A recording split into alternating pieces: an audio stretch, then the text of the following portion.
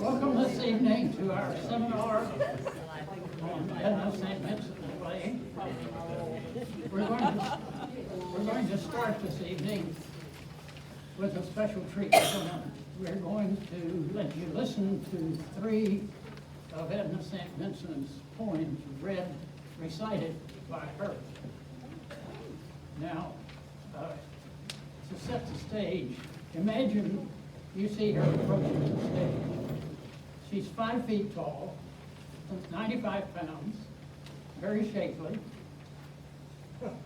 bright, fire red hair. She's wearing a red evening gown, and around her shoulders she has a black cape, or she may be dragging it along the floor as she comes to the center of the stage and begins her recital. You can use the handouts to follow her poem.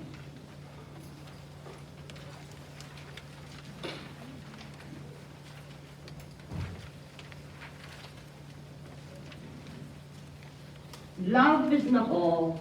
It is not meat, nor drink, nor slumber, nor a roof against the rain, nor yet a floating spar to men that sink and rise and sink and rise and sink again.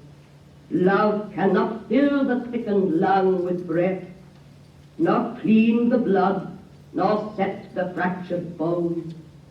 Yet many a man is making friends with death, even as I speak, for lack of love alone. It well may be that in a difficult hour, pinned down by pain and moaning for relief, or nagged by want past resolution's power, I might be driven to sell your love for peace, or trade the memory of this night for food. It well may be. I do not think I would.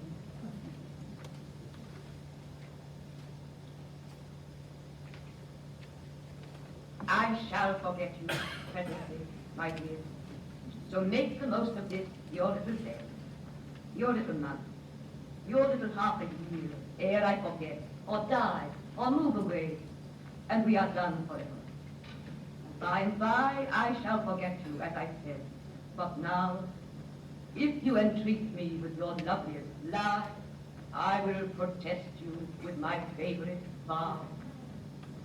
I would indeed that love were longer alive, and oaths were not so brittle as they are, but so it is.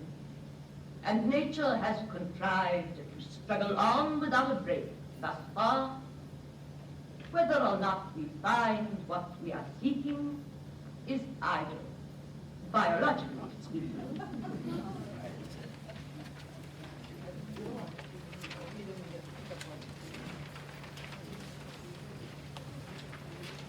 We were very tired. We were very merry. We had gone back and forth all night on the ferry. It was fair and bright and smelled like a stable. But we looked into a fire. We leaned across a table. We lay on a hilltop underneath the moon, and the whistles kept blowing and the dawn came soon. We were very tired. We were very merry. We had gone back and forth all night on the ferry, and you ate an apple, and I ate a pear from a dozen of each we had bought somewhere, and the sky went warm, and the wind came cold, and the sun rose dripping a bucketful of gold. We were very tired. We were very merry. We had gone back and forth all night on the ferry. We hailed, "Good morrow, mother," to a shawl-covered head, and bought a morning paper, which neither of us read. And she wept, "God bless you," for the apples and pears. And we gave her all our money but our subway fare. Tonight, we will introduce you to Millay's world of about 100 years ago. I'll open our show, and then Catherine will follow me with a bit about Edna's family in the 20s, 30s, and 40s when she was at her peak of her career. Lori will then speak on where Millay lived and some of her associates in literature and about the time she wrote about. And we will end with the last poem of Edna St. Vincent Millay. She will recite the last one. So to my portion. Friends are sometimes, in fact, often surprised about my interest in Edna St. Vincent Millay. Where does that come from? Well, the first thing is the title of our program tonight. There were a lot of things in high school they didn't tell us about Edna. But my real interest began with my mother. I remember her sometimes quoting Shakespeare and Millay. Mom had only a high school education from Mason, Texas, but the English classes really took with her. Then when she was 25 years old, her husband, our father, deserted her, pregnant with her fourth child, and I was the oldest and not quite 4. It was not until I was an adult that I really came to appreciate and understand why my mother was so taken with Edna St. Vincent Millay. I found upon her death a book of Millay's poems, very marked up and very used. And it was clear that Millay spoke to my mother and spoke for my mother. Millay on Love Lost, you heard. I would indeed that love were longer lives. About abandonment, she said, I shall forget you presently, my dear. About living for the moment, so make the most of your little month, your little day, your little half a year. About long-term commitments, if you will entreat me with your loveliest lie, I will protest you with my favorite vow. During Mom's early years, carrying the burden of supporting 4 children, and during the Great Depression, she, along with many other women, must have related vicariously to the carefree and independent life that Millay wrote about in her poems. So my mother's interest led me to want to know more about Edna. Now, when Edna died, all of her belongings and writings fell under the control of her sister, Norma. Fortunately, Norma saved everything except 3 things. One was a letter that her sister found indiscreet, that she had written to a male homosexual that she was trying to seduce. The second thing she burned was a group of photographs of Edna, nude photographs of Edna. And then the third thing she burned was an ivory dildo, and that took a lot longer to burn. She wore her hair, fiery red hair, down to her waist until the flapper area of the era of the 20s, when she cut it to fit the styles of the flapper era. She had an Irish complexion. Her skin was immaculate and pale as milk. The poem that first brought her acclaim she called Renaissance. She was 19 years old when she heard that there was a contest being held for poems. The best 100 poems submitted would be printed in a book, and the 3 very best poems would receive a $1,000 award to the writer in each case. So when she submitted her poem, which had a lot of depth and a lot of sensitivity, very long poem, it was assumed she was a man, actually. The notice she received said, "Dear Sir," and she replied, "I'm just an aspiring miss of 20. The readers at the Journal were just astonished that such a poem could have been written by a woman, and a mere slip of a girl, really. While she waited for notifications about the awards, she and her sister were invited to a local soiree and invited to make a presentation. So they sang in harmony and played piano, and when they finished, she recited the poem that she had submitted. Well, in that crowd, in that small local area, there was a woman who was just blown away with this young twig of a girl, with this extremely insensitive poem. And so she asked her, would you like to go to college? Although she'd been encouraged to believe that she might win first prize, one of the first prizes for her poem, in the end she was sorely disappointed and did not receive any of the 3 prizes. But a major literary critic picked her poem and gave it a highlight and high recommendation. 2 of the 3 winners of the $1,000 award, 2 of them wrote to her and told her, based on their judgment, she should have won all 3 $1,000 awards. Upon reading her poem, the dean at Smith College offered her a full scholarship. Barnard then beckoned, but she chose Vassar. At Vassar, she was taken up with by a lesbian, and after she broke up with that girl, she took up a number of liaisons with other girls. She was very popular. She sang in musicals and acted in plays, and in fact wrote some of the plays while she was at Vassar. Vassar's president, of course, was a man.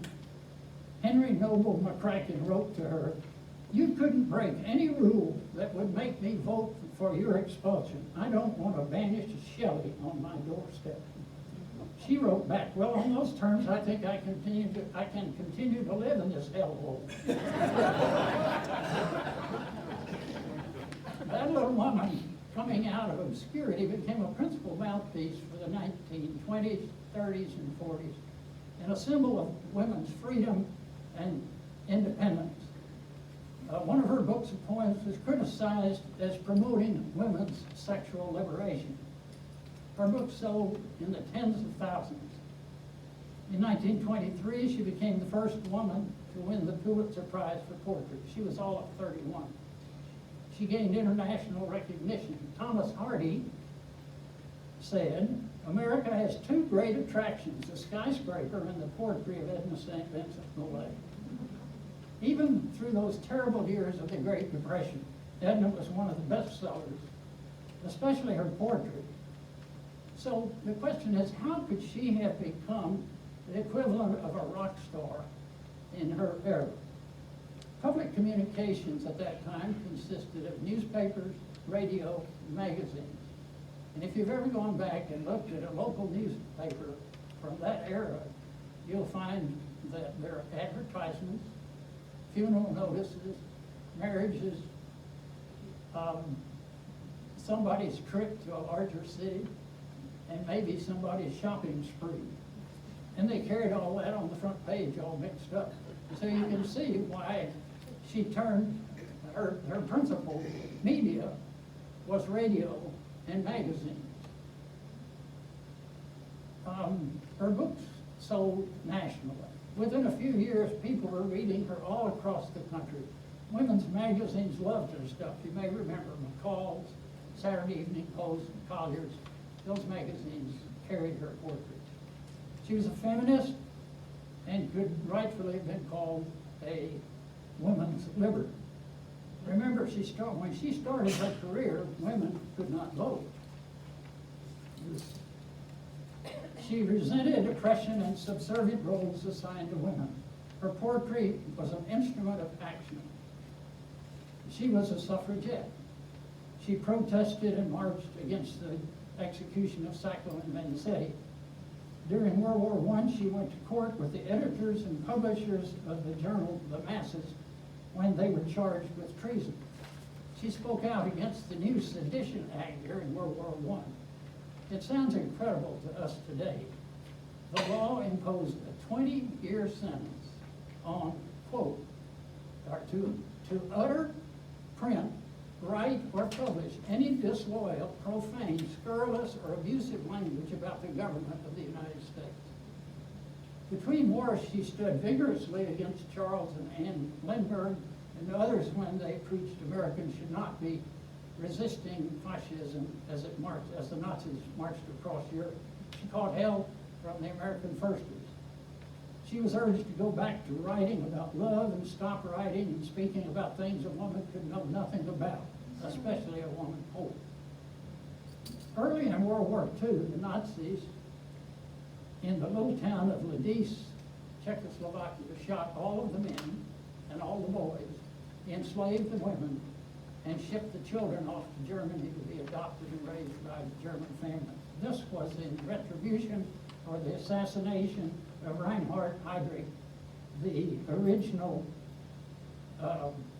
author of the Final Solution, the plan to kill all of the Jews in Europe. Edna read her verse condemning the Ladice massacre over the radio. Millay's poetry did not need to be decoded. She was unmistakably clear, daring, even shocking. Her saucy quatrain became the mantra of the era. My candle burns at both ends. It will not last the night. But ah, my foes and oh, my friends, it gives a lovely light. One of the strengths of her poetry is its accessibility, its clarity. To know what she's talking about, you don't have to do a lot of guessing, deciphering, speculating, or dig for her meaning. Here's what she said about her writing. People like my poetry because it's mostly about things that anybody has experienced. My images are homey, right out of the earth. I never went to a big city, until I was 20 years old. You can just sit in your farmhouse or your home anywhere and read it and know you felt the same thing yourself. Well, I'm not sure those farmers and their wives sitting in home in Kansas and Iowa really knew exactly everything that she was writing about. Her muses were love lost, love given, love broken off, competing love, and abandonment. She was not just looking for words to give her lines pleasant sounds, like onomatopoeia or sonority or alliteration. While she didn't itemize her indiscretions and piquancies, she certainly hinted at them. People knew she was living the fast life. As she gained recognition and was asked to critique the work of other writers, she could be scathing. You remember E.E. Cummings, the guy that didn't use capital letters and odd punctuation? Here's what she said about him. Here is a big talent in the hands of an arrogant, peevish, self-satisfied, and self-indulgent writer. Mr. Cummings may do anything he likes with the alphabet, the English grammar, and the multiplication table, provided only that the result of his activities be something interesting and after a reasonable period of application, comprehensible to a reader of culture and brain. Mr. Cummings may not, however, I say, write poetry in English, which is more difficult for me to translate than poetry written in Latin. He has written some of the most pompous nonsense I ever let slip to the floor with a wide yawn. That has got to be one of the greatest put-downs in the history of literature. The most pompous nonsense I ever let slip to the floor with a wide yawn. But let's look at what another poet said about her. Dorothy Parker, a noted poet herself, said, I have slogged along in the exquisite footsteps of Miss Edna St. Vincent Millay, just a little Jewish girl trying to be cute. Miss Millay did a great deal of harm with her double burning candles. She made poetry seem so simple that we could all do it, or of course we couldn't. Often it was the hurting that triggered and prompted her to write her best poems. There was a married man that she was having an affair with, and finally he broke off with her and went back to his wife. And out of that came "Pity Me Not the Light of Day," which will be the last poem she reads. You'll hear her read tonight. But in this poem, she describes the loss of love, and then chastises herself for not knowing the loss of love is what so often happens to lovers. On another occasion, she and a married man discovered that they were madly in love with each other. And the very next day after they discovered this and could not complete their love together, he got shipped off to France in World War I. So they wrote passionate letters back and forth to each other. He destroyed all her letters before going into battle because he's afraid if he was killed, his wife would find her letters. She had multiple lovers, frequently in sequence, and sometimes simultaneously. Edmund Wilson, who would become a world-famous literary critic, lost his virginity to Edna. Now, Edmund Wilson, being the chronically self-esteemed Edmund Wilson, could not believe Edna had not instantly fallen totally in love with him upon his bestowing his virginal skills of lovemaking upon her. Nor could he believe that she did not immediately drop all other lovers and devote herself solely to him. But even as he finally recognized it was futile to hope that she would exclude all lovers to love him only, he continued their intimacies. He described later in one of his memoirs how he and a friend had gone to her apartment, and after dinner, quote, sitting on her daybed, John and I held Edna in our arms, according to an arrangement insisted upon herself. I had her lower half and John her upper, with a polite exchange of pleasantries as to which had the better share. Once upon finishing a passionate love-making, she insisted on getting dressed and leaving, and her miffed lover was upset and asked why she had to leave so quickly, and she said that she had another engagement encounter arranged nearby and she was running late. Now, I don't itemize these salacious aspects of her life merely to be titillating.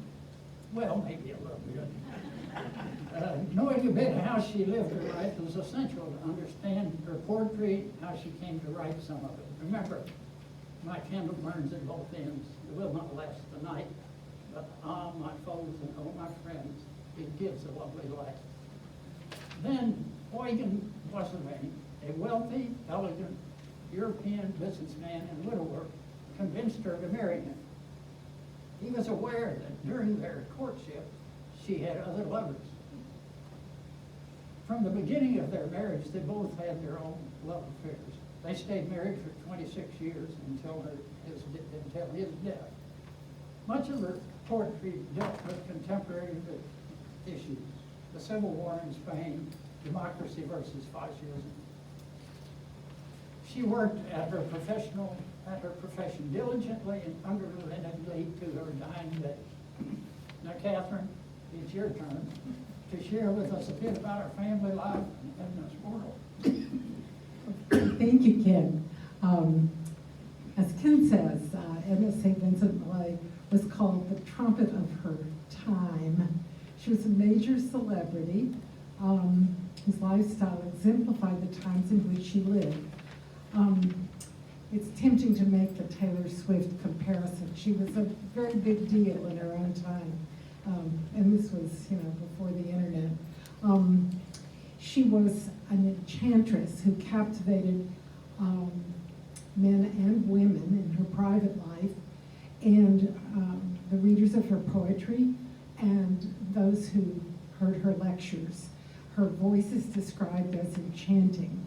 So it's very interesting for us to listen to her and see how that voice echoes through the years. Most daringly, she lived a life of independence, openly defying traditional boundaries for women. I wondered how the trumpet of her time came into being, her family background, and her experience of the Roaring Twenties. First, a brief explanation of the name. St. Vincent came from the name of a hospital in New York City. There was a maternal uncle who had an unlikely disaster on a sailing ship, and his life was saved at St. Vincent Hospital in New York City. So her mother chose that as her middle name. The family called her Vince, and it was the name she preferred. I'm going to refer to her as Millay. So family was always important to her, and by family I mean her mother and her two sisters. Millay grew up in various villages in coastal Maine.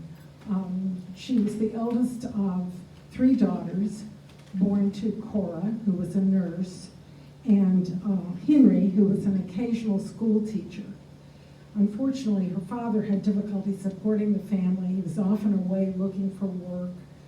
And when she was 12, her mother finally divorced him, claiming non-support. And he disappeared from the life of the family at that point. The mother was also often away because she was off working as a practical nurse for families in other towns in Maine. And so Edna, being the oldest child, had responsibility for the household and for her 2 younger sisters. Money was always an issue, but Edna and her sisters had lives that were enriched by reading the classics, they all wrote poetry, and there was a lot of music in their lives. The 3 girls played instruments, and they sang in 3-part harmony. They were very close,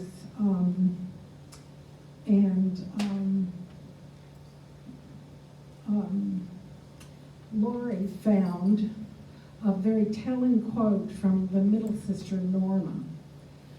Speaking of her mother, Norma said, "She was not like anyone else's mother. She made us, into her performers. She was ambitious for us. Of course she was. She made us not ordinary." They all wrote poetry. The mother wrote poetry. They were always close, but over time, as Edna was successful, the relationships grew more difficult. They were competitive, the sisters were. They competed. They all were published writers of fiction and poetry. They also were theatrical performers, and my sense was that the mother was competitive as well. She also wrote poetry. But Edna was the one who gained fame and fortune. And therefore, Edna was the one who always supported the mother and often supported the sisters. In fact, the youngest sister, Kathleen, was particularly jealous, resentful, and demanding, and that relationship deteriorated over time. I should note, as Ken has alluded to, her sister Norma became her heir and executrix, and Norma outlived Edna by 36 years. So she became the gatekeeper to Edna's papers, her legacy, her legend, if you will. So we talked about the family, which obviously was a big influence on her, but her times, the times in which she lived.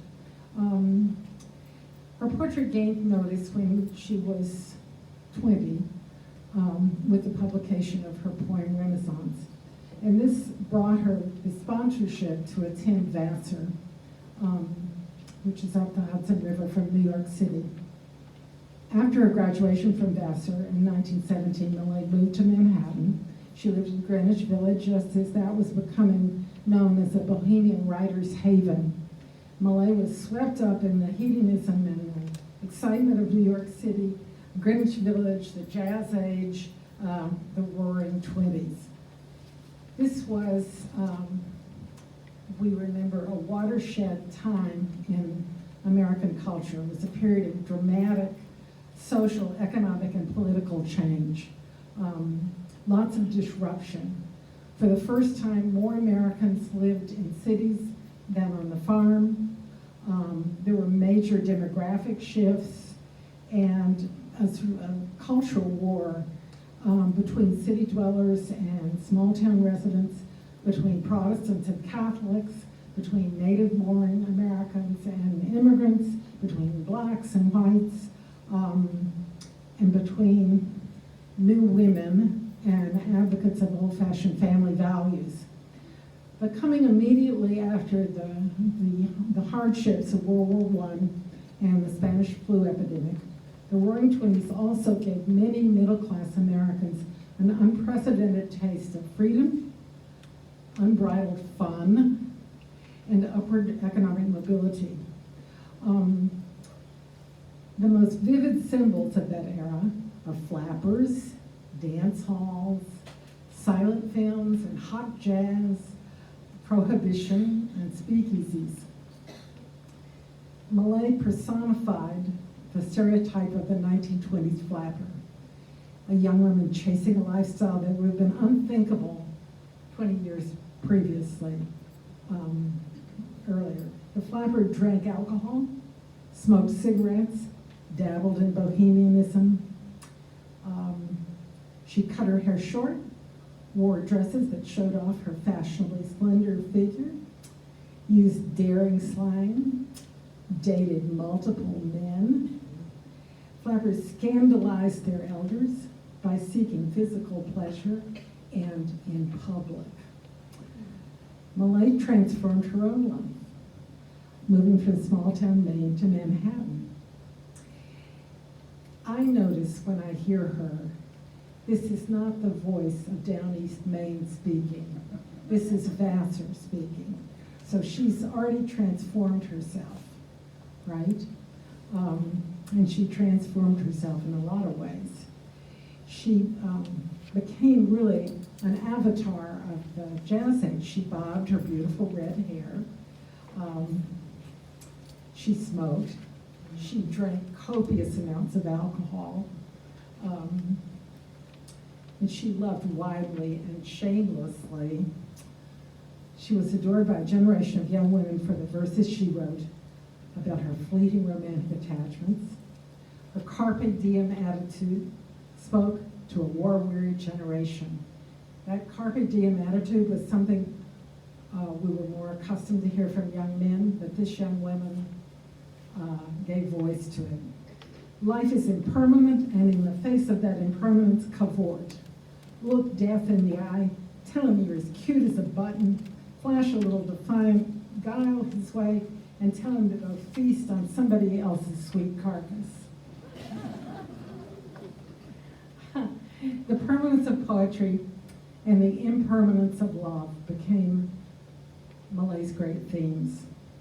Her poems evoked the zeitgeist of the 1920s, and her poetry spoke to her female contemporaries, women who were sexually curious, even active, and sick of pretension. Millay's genius lay in her ability to infuse old poetic forms with her savvy modern voice, which spoke directly to her generation. She taught her generation what to say about how they felt, and she said it with wit, style, and passion. She gave the Jazz Age a lyric voice. Now Lori will introduce us to Nancy Boyd and to Steepletop, the home Millay shared with her husband. Lori, who was Nancy Boyd?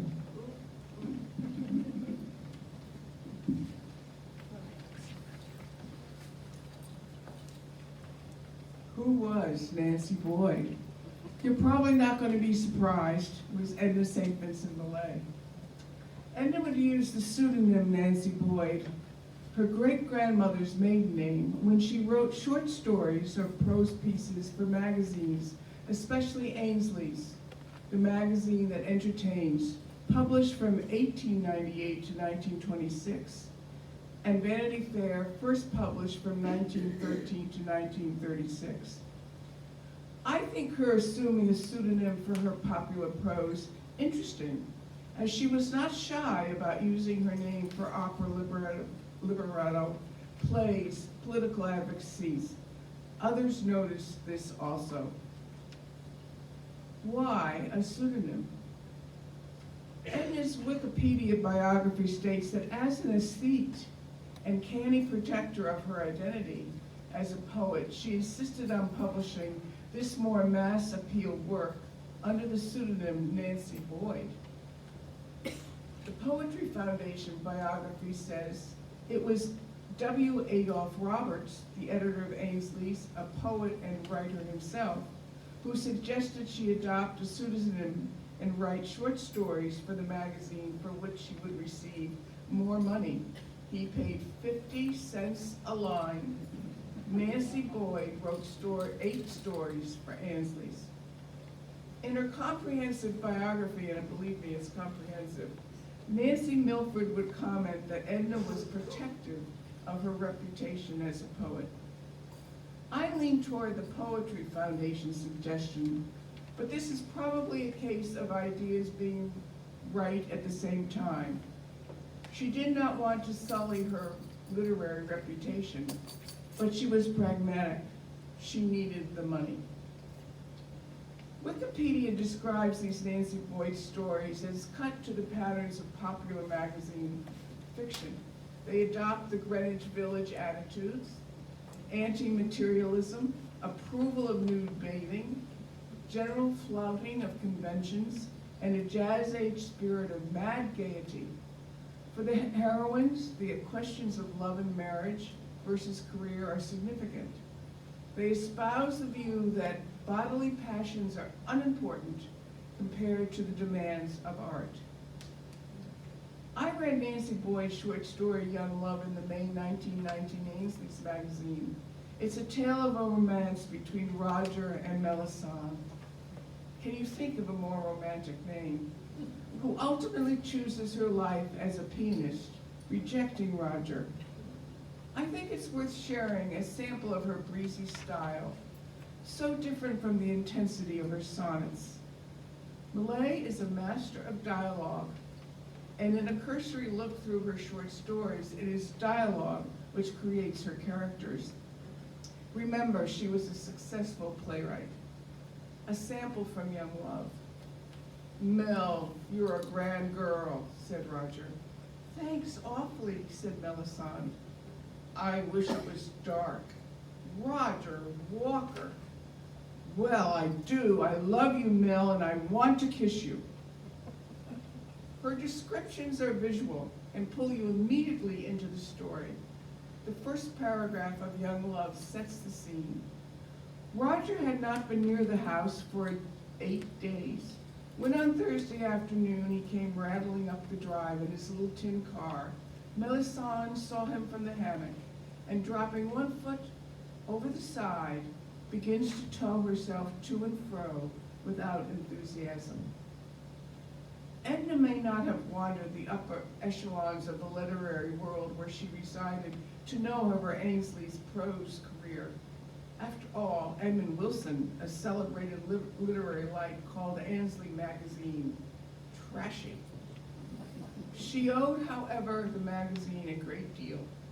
It became the first major outlet for her poetry, appearing in 19 issues between 1918 and 1921, and attracted early attention to her. From the vantage point of history, her prose was an excellent company. Prose writers who contributed to Ainsley's magazine during its lifetime include Dorothy Parker, James M. Barrie, O. Henry, Edith Wharton, Jack London, Theodore Dreiser, Chesterton, and Eleanor H. Porter. In 1920, her poems appeared in Vanity Fair. Frank Crowninshield, an editor of Vanity Fair, offered to let her go to Europe on a regular salary and write as she pleased under either her own name or as Nancy Boyd. he would pay her $100 for each prose piece. She took him up on his offer and regularly sent satirical sketches to Vanity Fair, writing as Nancy Boyd. In the August 1922 issue, she wrote a piece comparing Americans to other Europeans. I like Americans, they are so ridiculous.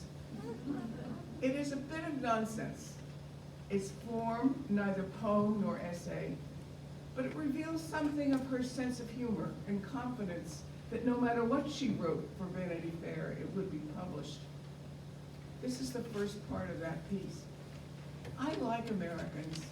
You may say what you will, they are the nicest people in the world. They sleep with their windows open. Their bathtubs are never dry. They are not grown up yet. They still believe in Santa Claus. They are terribly in earnest, but they laugh at everything. They know that one roll does not make a breakfast, nor one vermouth cocktail. I like Americans. Edna's relationship with Ainsley and Vanity Fair editors became personal, though in different ways. Her remarkable charisma and poetic ability charmed and fascinated them.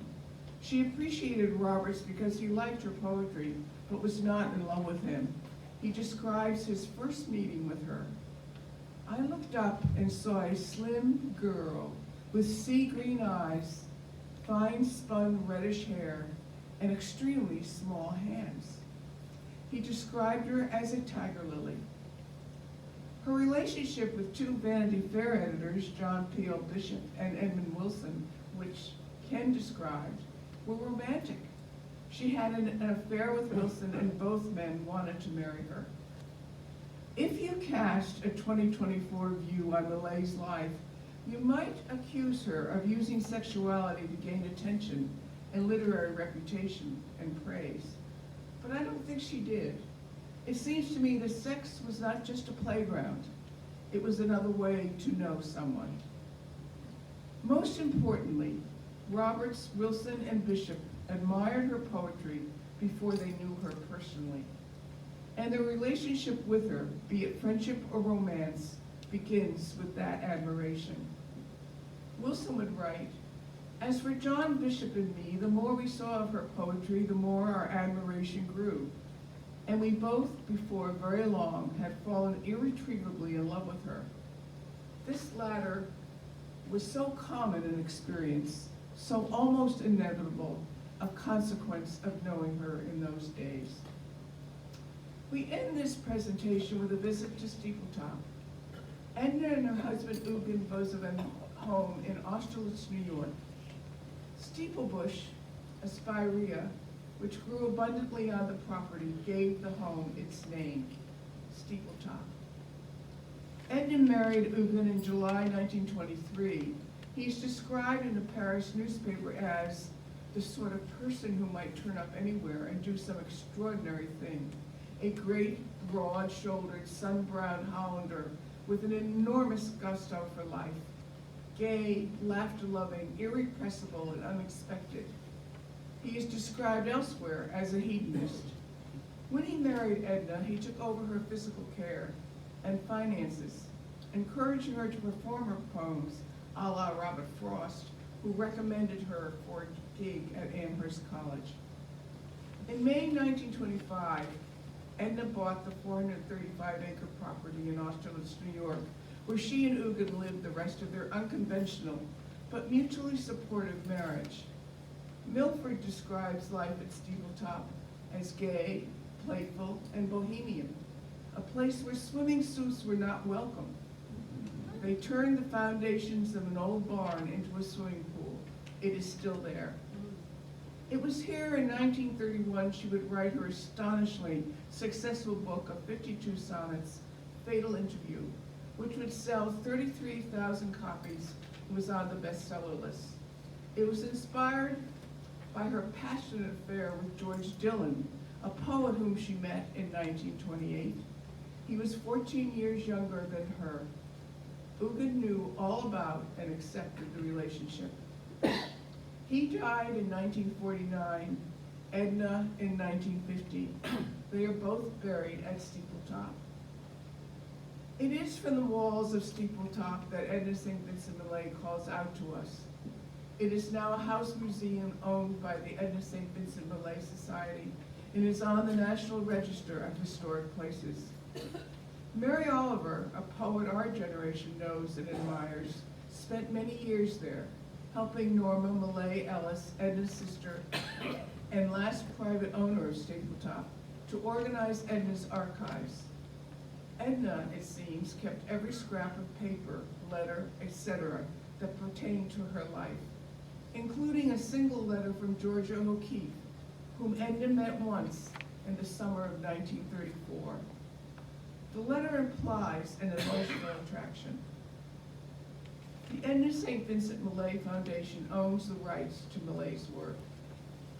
Oliver would write of Steepletop. I lived there off and on for a good number of years. I don't know if spirits always haunt their earthly home, but I know that sometimes they do. Her presence is everywhere. P.S. Edna St. Vincent Millay poem, Cape Cod, was read at Jackie Kennedy's funeral. And there is an 18-cent Edna St. Vincent Millay United States postage stamp. Edna St. Vincent Millay used her unbound vigor and determination to make herself into a world-famous poet. She lived her life as she chose. She did indeed burn her candle at both ends, and it did not last the night.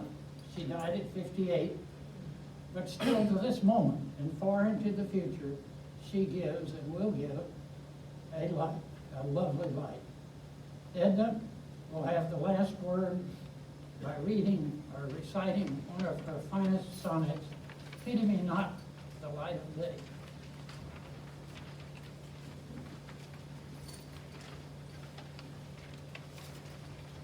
Pity me not because the light of day, at close of day, no longer walks the sky. Pity me not for beauties passed away from field and thicket as the year goes by. Pity me not the waning of the moon, nor that the ebbing tide goes out to sea, nor that a man's desire is hushed so soon, and you no longer look with love on me. This have I known always. Love is no more than the wide blossom which the wind assails, than the great tide that treads the shifting shore, strewing fresh wreckage gathered in gales. Pity me that the heart is slow to learn what the swift mind beholds at every turn. This ends our presentation. We hope you appreciate the seminar setup of this evening. And we especially want to thank Jim Woodrick for the hours he spent on the audio and visual part of this program. If any of you...